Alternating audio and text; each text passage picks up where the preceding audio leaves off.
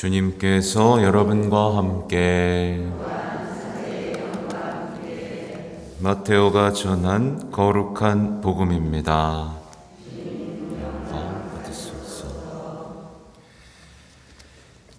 야곱은 마리아의 남편 요셉을 낳았는데 마리아에게서 그리스도라고 불리는 예수님께서 태어나셨다. 예수 그리스도께서는 이렇게 탄생하셨다. 그분의 어머니 마리아가 요셉과 약혼하였는데 그들이 같이 살기 전에 마리아가 성령으로 말미암아 잉태한 사실이 드러났다. 마리아의 남편 요셉은 의로운 사람이었고 또 마리아의 일을 세상에 드러내고 싶지 않았으므로 남모르게 마리아와 파혼하기로 작정하였다. 요셉이 그렇게 하기로 생각을 굳혔을 때 꿈에 주님의 천사가 나타나 말하였다. 다윗의 자손 요셉아, 두려워하지 말고 마리아를 아내로 맞아들여라. 그 몸에 잉태된 아기는 성령으로 말미암은 것이다. 마리아가 아들을 낳으리니 그 이름을 예수라고 하여라. 그분께서 당신 백성을 죄에서 구원하실 것이다. 잠에서 깨어난 요셉은 주님의 천사가 명령한 대로 하였다. 주님의 말씀입니다.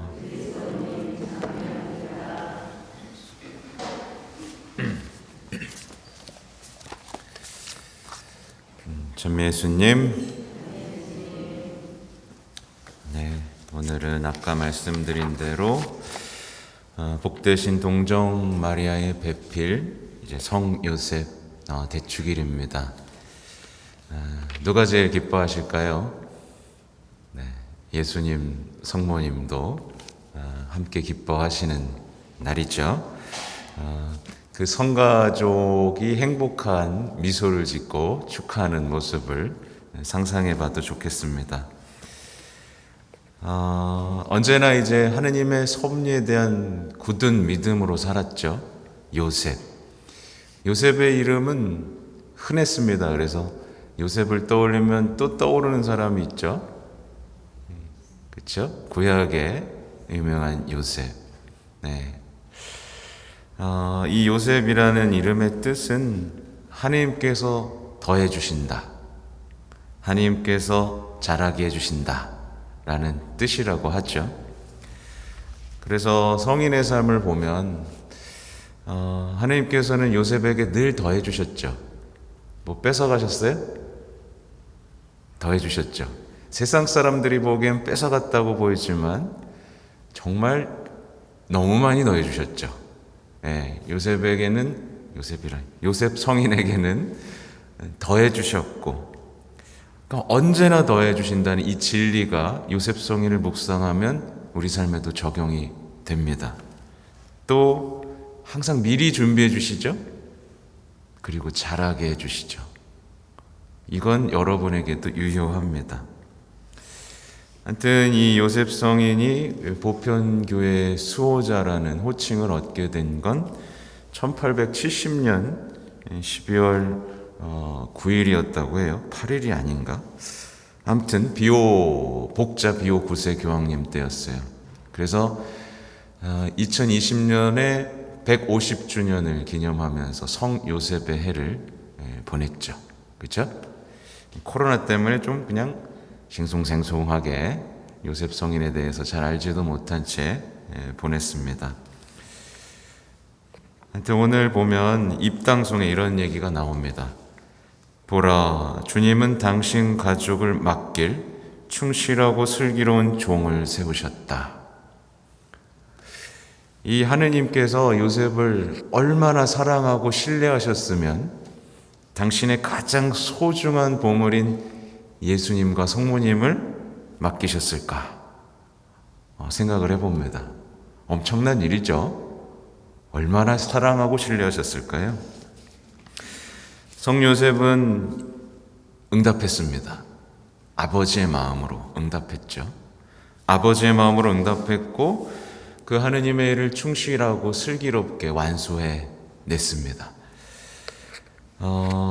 이 성인의 삶을 우리는 잘 묵상해야 됩니다. 보면 성인은 자신의 계획이 아니라 하느님 사랑의 계획에 의지했습니다. 그렇죠? 여러분 어디 의지하고 있어요?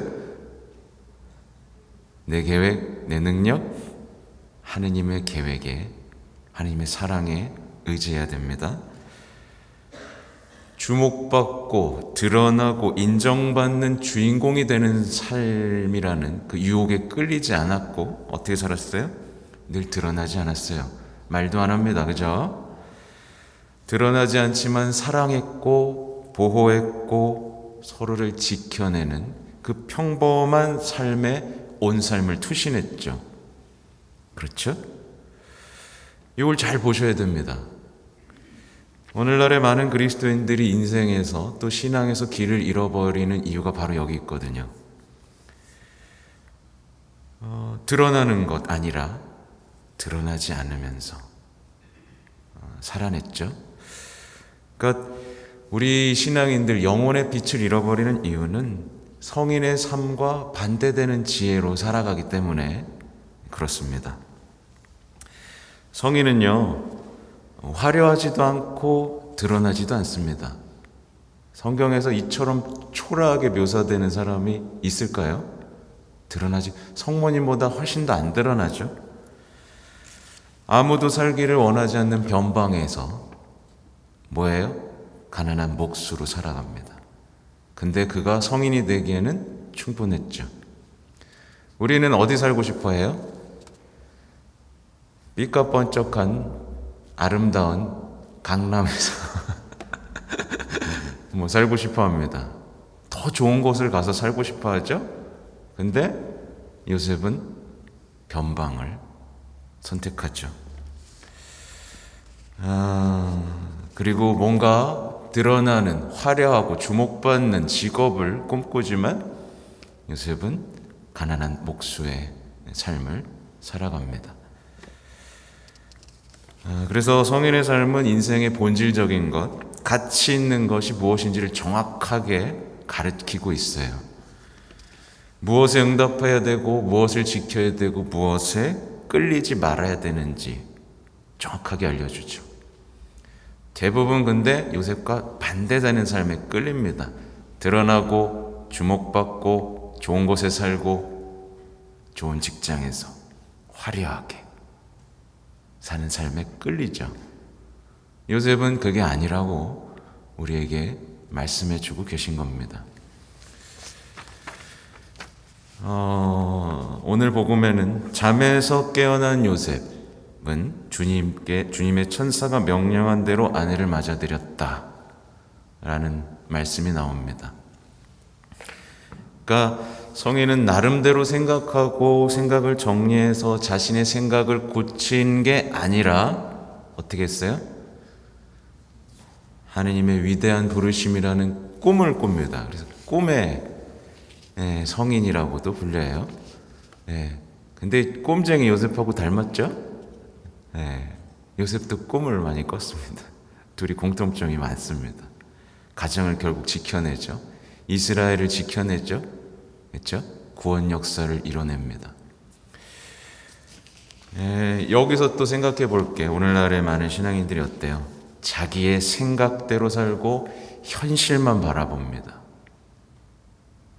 신앙은 현실에 안 맞아요 라고 하면서 현실에서 또 그래서 잘 살면 내가 말은 안 하겠어요.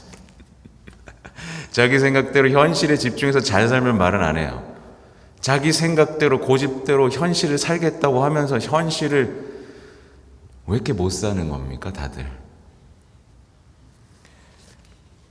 꿈꾸기보다는 현실적으로만 살아가면서 말씀이 이루어지는 걸 가로막고 있지는 않습니까? 요셉은 꿈꿨고 현실적인 게 아니라 신앙으로 말씀을 살아갔고 현실을 완성했습니다. 인생을 완성했다고요. 근데 우리는 자꾸 현실적인 것만 요구합니다.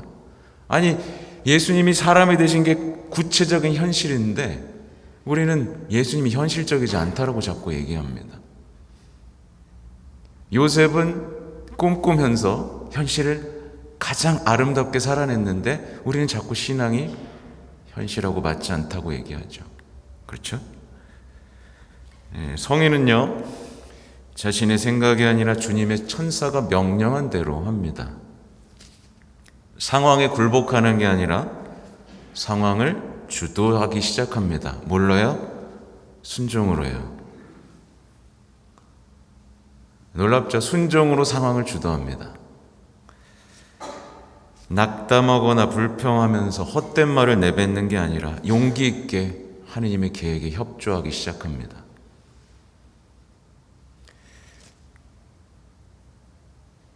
많은 분들이 낙담하고 불평하는 현실에 머무는 이유는 뭐예요? 하느님의 말씀이 사라졌기 때문입니다. 그 사람에게 하느님의 말씀, 하느님의 계획, 예언 다 사라졌기 때문입니다. 그는 신뢰하고 침묵하죠. 앞으로 겪게 될 어려움에 대해서 묻지 않습니다. 가라, 그럼 갑니다. 안 물어요. 두려워하지 않습니다. 그냥 갑니다. 믿음, 순종, 침묵으로 모든 어려움을 기회로 만들어냅니다. 정말 말도 안 되는 삶이 펼쳐졌는데 그게 다 말씀이 이루어지는 것이었고 기회였죠. 그렇죠? 우리는 그 기회를 늘 피해 다닐 생각을 하죠. 신앙으로. 저를 사랑하신다면 저를 이집트로 보내지 마십시오. 저를 사랑하신다면 군사들이 저를 해치지 못하게 하십시오.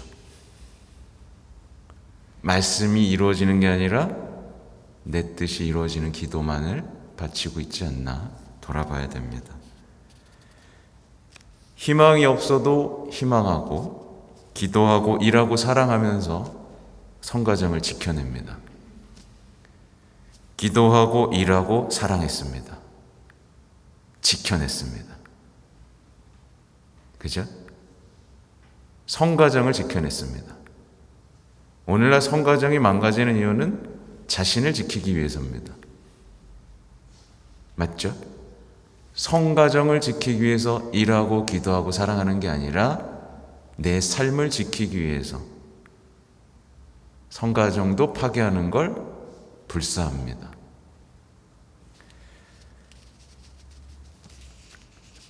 요셉은 그렇게 자신의 역사를 쓰지 않고 하느님의 역사를 쓰죠. 그리고 자신의 인생이 아니라 역사상 가장 지혜롭고 행복한 아버지의 인생을 삽니다. 누가 부인할 수 있습니까? 그죠? 역사상 가장 지혜롭고 행복한 아버지입니다. 그래서 제가 모든 아버지를 기억한 겁니다.